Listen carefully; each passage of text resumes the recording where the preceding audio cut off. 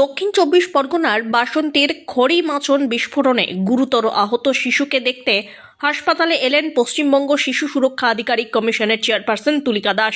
শনিবার এসএসকেএম হাসপাতালের trauma care সেন্টারে গুরুতর জখম শিশুকে দেখতে আসেন কমিশনের 2 সদস্য।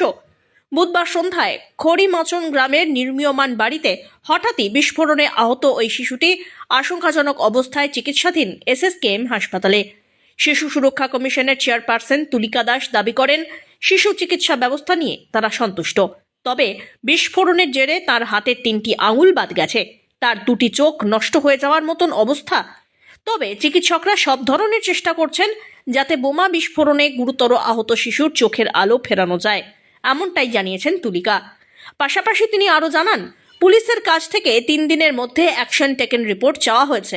এছাড়াও তাদের প্রাথমিক পদক্ষেপ রয়েছে শিশু চিকিৎসা ব্যবস্থার উপরে জোর দেওয়ার। তবে এদিন ঘটনাক্রম নিয়ে তারা পরিবারের সঙ্গে বেশি কথা বলেননি।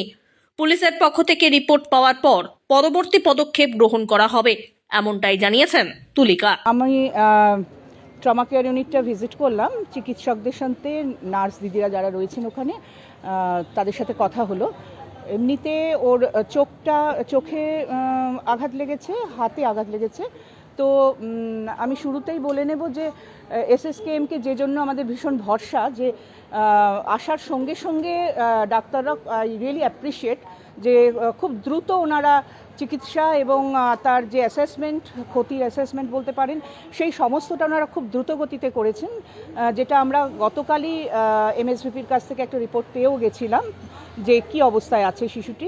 তো চোখের একটা সার্জারি গতকাল হয়ে গেছে, আবার আজকে আছে। হাতের যে ক্ষতিটা হয়েছে সেটা নিয়েও অ্যাসেসমেন্ট অ্যান্ড পরবর্তী পদক্ষেপ কি করতে হবে সেটা হয়ে গেছে। তো ইন জেনারেল বাচ্চাটি একেবারে সজ্ঞানে আছে, কথার উত্তর দিচ্ছে। আমার সাথে যেমন কথা বললো, ক্লাস 2তে পড়ে, আগামী বছর 3তে উঠবে, ফুটবল খেলতে ভালোবাসে, এরকম ধরনের গল্প হলো ওর সাথে। তার সাথে সাথে আমার মনে হয়েছে যে এখনকার বাচ্চারা সবাই খুব ব্রেভ, হ্যাঁ, অ্যান্ড স্মার্ট।